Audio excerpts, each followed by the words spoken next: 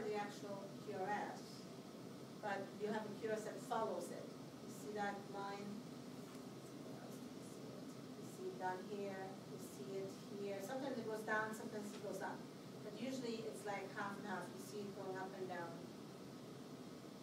Okay, you see it kind of an up and down line right there. And following it is your QRS. It's a wide, broad QRS, and it's a left bundle pattern. You see ST elevation, you see the big downward S wave, and but what you don't see here is the typical R wave up there, but that's a typical pattern for ventricular pacing.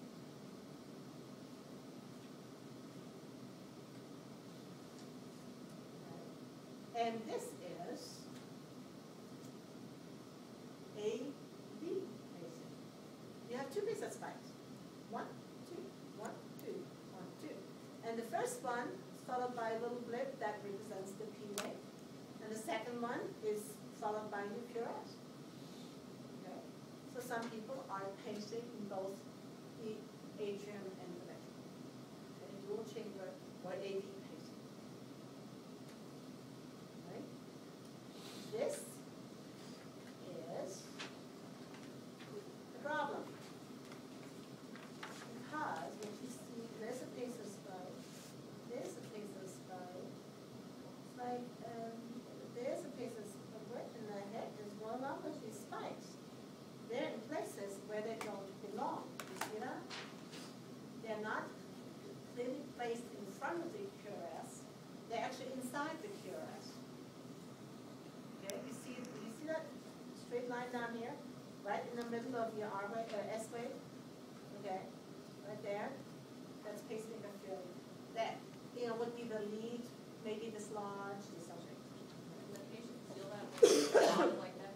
It depends whether they're pacemaker dependent.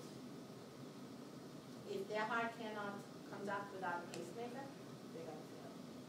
But typically, no. Most of the time they don't. It's one reason why you have to check them regularly. They may not have any symptoms whatsoever.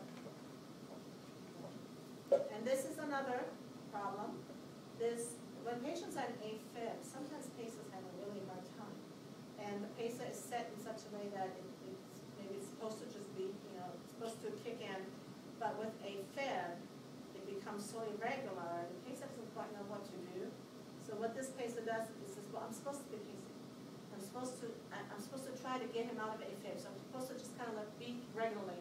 And so it throws these pacer spikes in. You see this? Those are pacer spikes. But they make no sense. Okay? It's not able to capture what's going on. Okay? So you have underlying atrial fibrillation. It's pretty slow. And so then you have what's called an escape rhythm, which is the pacer here doesn't do anything. The pacer does not create anything except it tries to throw the rate in there. Yes? Is that when they like we have like AICD installed? No. AICD is a very different beast. An AICD is a defibrillator. You wouldn't put a defibrillator in for this.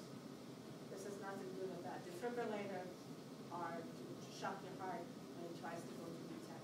Okay. So this is, sometimes you can see this when people have atrial fibrillation, where the pacer maybe it's set in such a way that it's like, I'm supposed to do something. So let me just do something. Okay.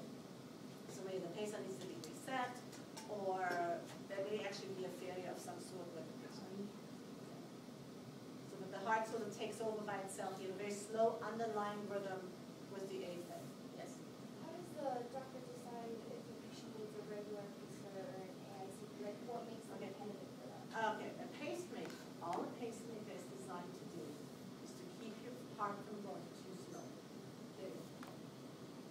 And if for some reason the top and the bottom can't talk to each other, we gotta be able to tell the bottom, because your own pacemaker is at the top, in the atrium.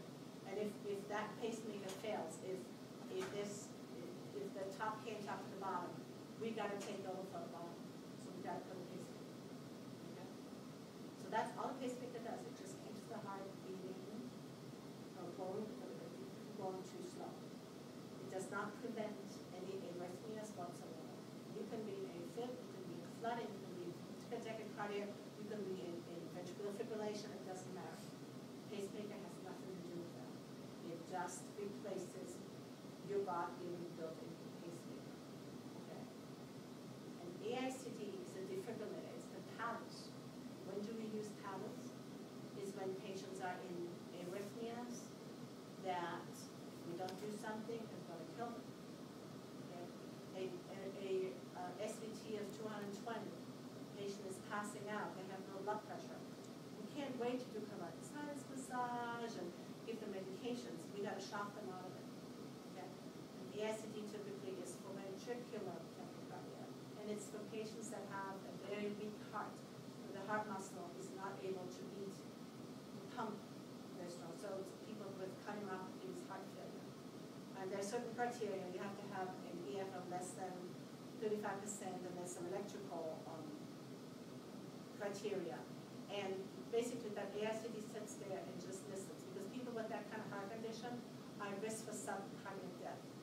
And the heart just, because it can't beat properly, will go into ventricular tachycardia. The patient may or may not feel that. Okay. Frequently people do not know that they're in VTAC. Not until they get shocked, and then, whoa, something just happened. Okay. But they didn't know that they were in VTAC. They might have passed out, and that's when they finally got shocked, but they didn't have any idea. And if they didn't have the defibrillator, they would have been dead on the floor. Okay. So the defibrillator kicks in when your heart, in certain heart condition, goes into ventricular tachycardia or ventricular fibrillation. You can have a combined pacemaker AICD. And most the AICDs these days are all combined. They also have a pacemaker built in itself. It's an all-in-one. But you wouldn't put a pacemaker in somebody. Say, well, what if you need an AICD in 10 years? No, you don't do that. You upgrade later on if you need to. But if somebody does need an AICD, that device is automatically also a pacemaker, which they may not ever need. The function is there, and it's set in certain ways, but they may not use, the heart may not use the function. But a pacemaker is not automatically different. Does that answer your question?